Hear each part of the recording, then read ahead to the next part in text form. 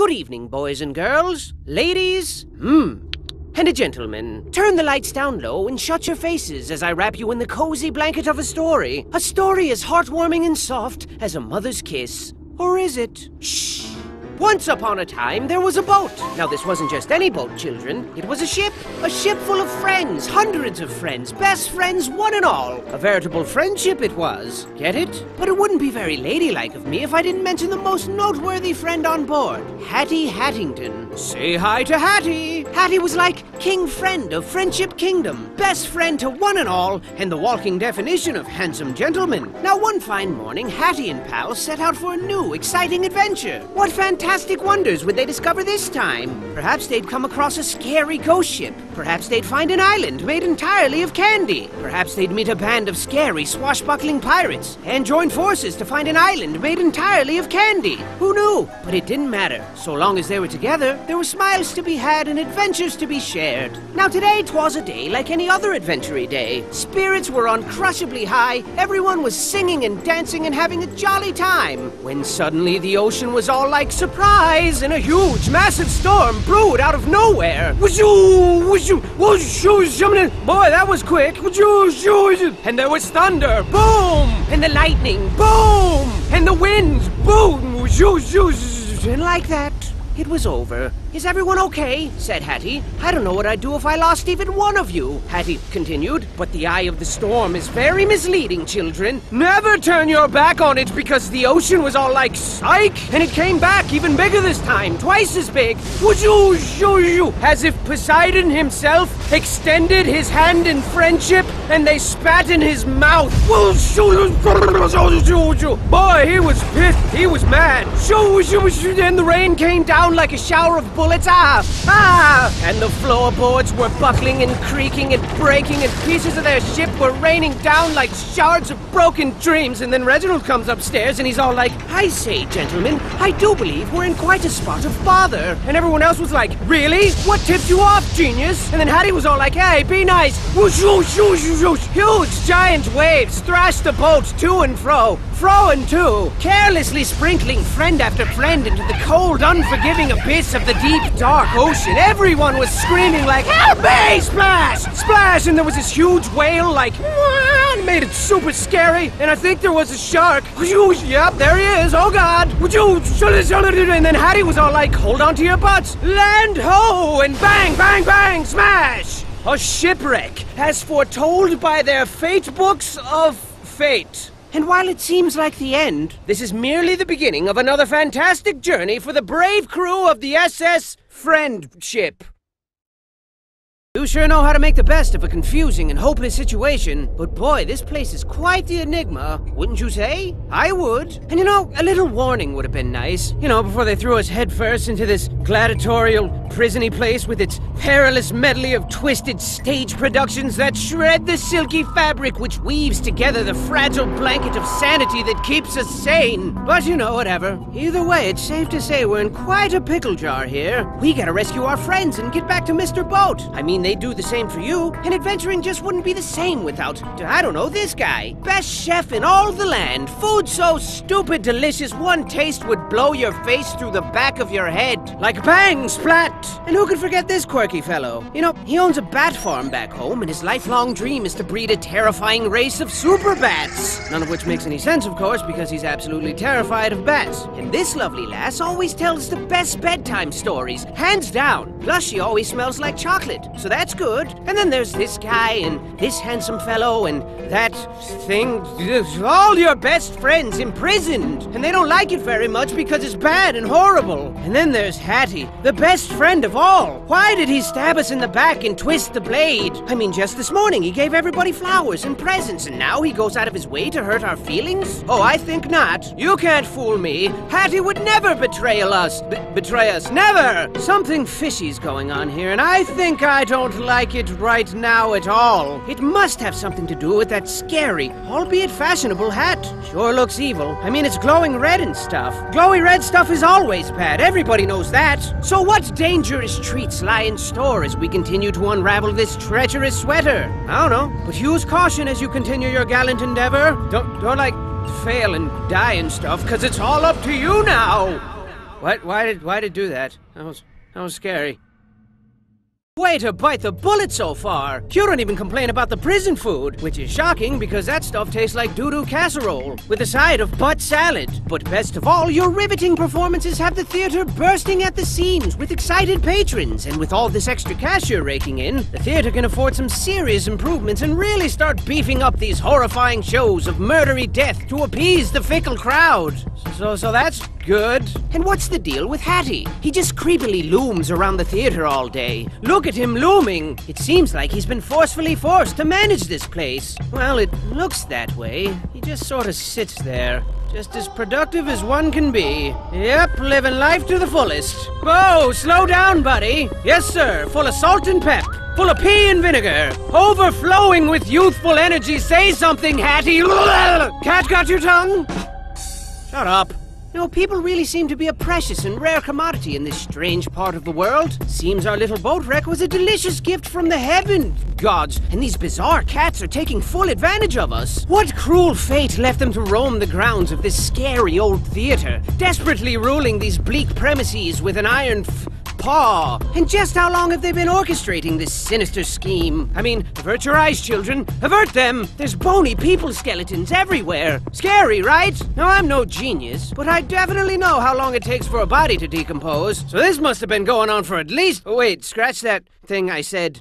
So do you possess the courage to soldier onward and uncover the mysterious mystery behind this grim world? Or will your hilarious death screams be drowned out by the sound of your own hilarious death screams? We shall see! We shall see! We shall see! You see? You've really got the crowd eating from your delicate hands now. There's never a dull moment with you at the helm, except for maybe like twice. But I gotta hand it to you. You've got quite the unbreakable spirit. I mean, I'm not nearly as brave as you. If I was in your capably nimble shoes, I'd say to heck with Hattie and my friends. They'll be fine. And then I'd pack myself a nice bag lunch, show these cats my favorite finger, and then I'd make like horse turds and hit the trail. But I'm not you, and you're not horse turds. No, sirs. You are the very definition of the cat's PJs. And speaking of which, these cats are truly bizarre. Why are they here? I mean, I've got my theories. Perhaps they're aliens from another world. Maybe their genetic experiments gone awry. Or could it be that they were once normal kitties? Normal kitties who evolved into the strange, unpleasant creatures we see before us? These hideously adorable abominations with their beady eyeballs, giant, bloodthirsty, tiny mouth fangs, slashy paw claws, and stanky funk breath. Plus, they're awfully rude and crabby. I think they all need girlfriends or something. I'm a cat, see? I'm grouchy, see? I like to run around all day and hurt people's feelings, see? But don't take them lightly. Although sassy and lazy by nature, cats are awfully crafty, and finding a weak spot in that bright orange furry armor might prove difficulty. Minus the why. They're always watching, children. I see them lurking in the shadows. Lurking hard! Or hardly lurking, see? On that note, this whole theater's like a bad joke. But how did things get so bad? At one time, this theater was a nice place, with flowers in every vase and smiles on everyone's faces. Can you believe it? I wouldn't believe it. I mean, if you told me that, I'd more than likely call you a liar and walk away. And, find some place to get ice cream to replenish the innocence you blackened with your filthy deceits. I like strawberry. Just keep your wits about you as you descend deeper into the belly of the beast. And perhaps you'll find a way to put an end to this madness. Take my dainty hand as I whisk you back to a time long forgotten. Long before the poop hit the fan here. The year was 17059-ish, whatever. Self-made billionaire, cat fanatic, and theatrics aficionado Perham Furbottom set out to create the biggest, ritziest, most thrill-inducingest theater ever. And he did. And it was the talk of the town. Trust me, if you weren't there, you were most assuredly square. People were seriously like, what, you weren't there? What are you, a nerd? Opening night was a thing to behold, as Lord Furbottom organized the grandest, jaw-droppingest show ever seen. There was explosions and dancing girls who exploded, exotic animals who exploded, incredible feats of magic and wonder with fantastic production values all around. Furbottom sat for days on end, marveling at his breathtaking creation and packing handfuls of delicious, buttery popcorn into his mouth. But alas, his illogical contempt for intermissions ultimately caused his demise, and during the show, Furbottom passed away, having pooped himself to death on the way to the bathroom. Legend says he clenched his butt as hard as he could, but his little cheeks just gave out. Furbottom left nothing behind but his beloved theater, his precious kitties, his hat, and of course his bloated corpse, which was lovingly drifted out to sea and immediately ravaged by sharks. And that, children, is the legend of Perham Furbottom, a respectable and apparently delicious gentleman. But the show must go on, right? Right! For thousands of years, Perham's hat passed from head to head, leader to leader, and the theater still operates to this very day. And what a piece of crap it's become! I bet Perham is rolling over in his sharks right now. I mean, everything's poorly run and the whole place stinks like pee and feet. And with everyone involved walking a fine line between moodiness and full-blown insanity, it's only a matter of time before something truly horrifying happens. But try to keep a sunny disposition as you sink further into darkness, yeah? Nobody likes a crybaby. Perham's hat sure is a mystery. It vexes me so. It truly does. But where did it come from? Well, children, some say the hat was blessed by a voodoo witch doctor, and then cursed by another voodoo witch doctor like 20 minutes later. Others claim Perham was adventuring through the treacherous caves of the Nightmare Princess when he found the hat perched atop a giant ruby. A ruby that naturally formed into the shape of a skull. A human skull. Ah! But you know what I think, children? I think the hat is haunted by all the souls of its previous owners, all their dreams and failures mashed together in a frantic, poisonous scramble of grumpiness and conflicting viewpoints. But I'm the dumb one, right? I mean, you got these voodoo nightmare princess thingies, easily the biggest crocks of stuff I've ever heard in my entire life. But I'm the dumb one, that's fine. And not just anyone can don the hat, you know. It calls out only to those who embody the exemplary qualities required. Charity, bravery, handsomeness, gentlemanity, inoffensive smell, etc. And of course, proper head size. Guess that explains why cats can't wear it. Plus, whoever heard of a cat in a hat? That's preposterous. And heavy weighs the crown. He who wears the hat calls the shots, and in a time long forgotten, maintained balance and ensured that everyone was plump and happy and wanted for nothing. But all good things come to an end, children. Well, that's not entirely true. I figure pizza will always exist. But this hat, let's just say its days of benevolent guidance are long over with. You might as well flip it over and use it as a toilet. I mean, Hattie hasn't lifted a finger to spread the wealth or encourage smiles, and the theater staff is really starting to feel unappreciated. Oh look! This smoldering unrest has given birth to a precious little storm cloud. Oh, look at his little raindrops. And if things don't change around here, this little cloud's gonna grow up into a big, giant, scary cloud and spray us all with a drenching downpour of horrifying madness. But don't lose sight of your mission. Hattie needs you more than ever now. And I know things look bleak, but even the word hopeless has hope in it. Plus, if you rearrange the letters, it spells peaslosh. The last part was probably unnecessary, I'm sorry. Now, it goes without saying, but cats really don't like to be ignored. And my oh my, the staff is really upset now. The lack of proper leadership has really twisted their fanny cheeks. Hard! Where's the appreciation? Where's the sparkly monies at? Oh yeah. Good one, bro. And as you continue to conjure magic to distract the masses, your efforts seem in vain, as your constant struggle to save Hattie and your friends has only created grander spectacles with harder obstacles to overcome. How's that for a double-edged sword? Sharp, right? And the audience loves it. The applause is deafening. The sandpapery kisses are plentiful and tickly, and they always want more. More! Bigger! Harder! That's what she's... this place is turning into quite the impressive palace of horror now. I mean, you're gonna be up to your throat in cats and lasers like pew, pew, pew, pew, and spiky things like shing, shing, shing, shing, and bombs and explosions like bang, bang, bang, bang. So I'd stay on my toes if I were you, bang, because it's gonna be a massacre, a fun house of death, except 3 times as deadly. And to ice this little predicament cake of yours, the staff is sick of Hattie's nonsense. They're sick of him. Look how upset they are. Gaze in horror at the disorderly disorder. Meow! Meow! See? Aren't you scared?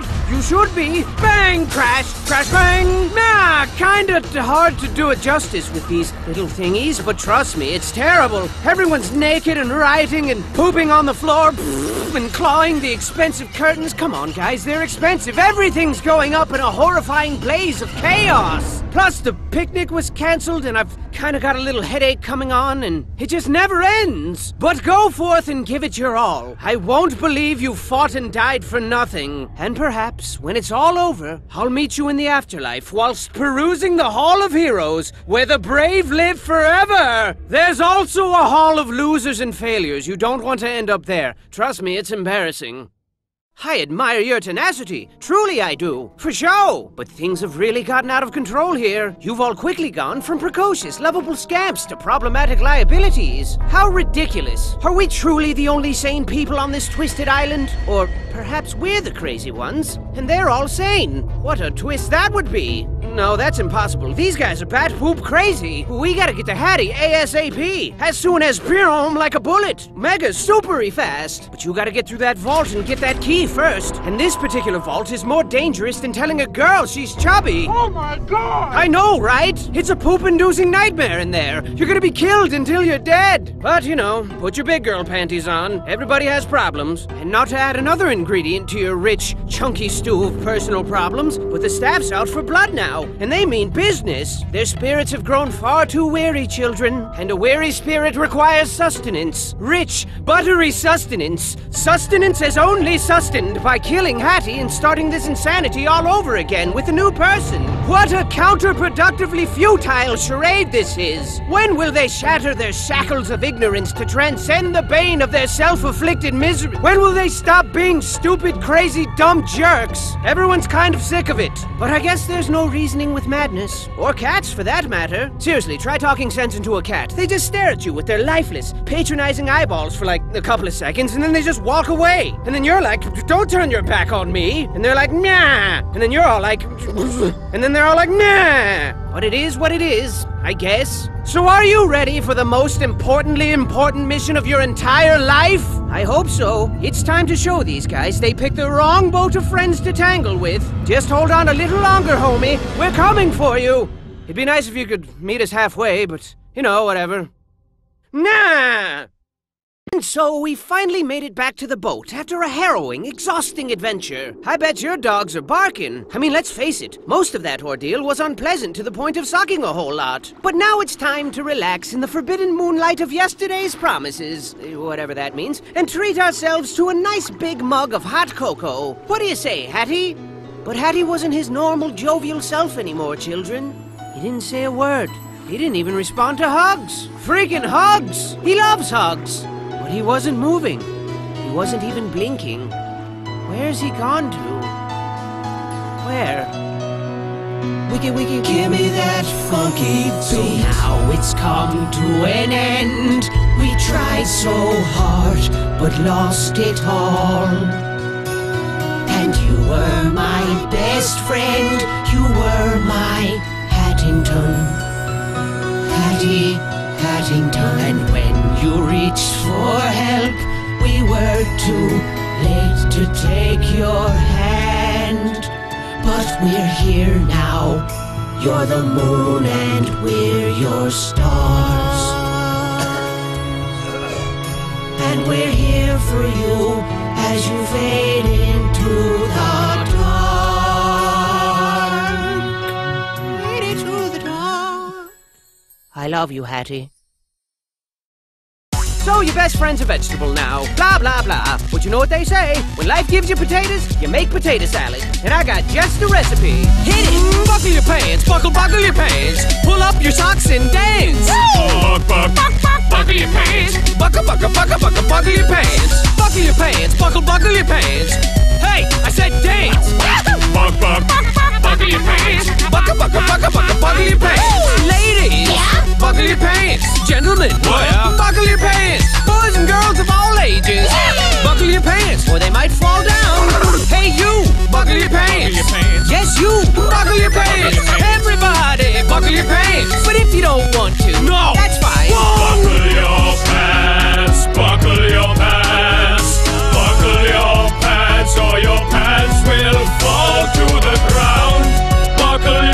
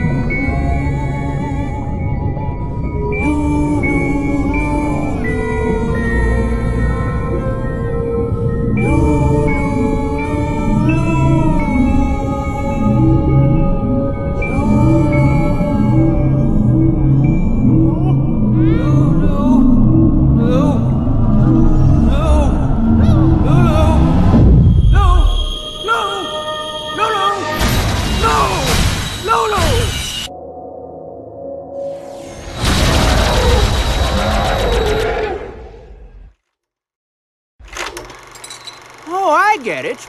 Because of the... Yes. It all makes sense now.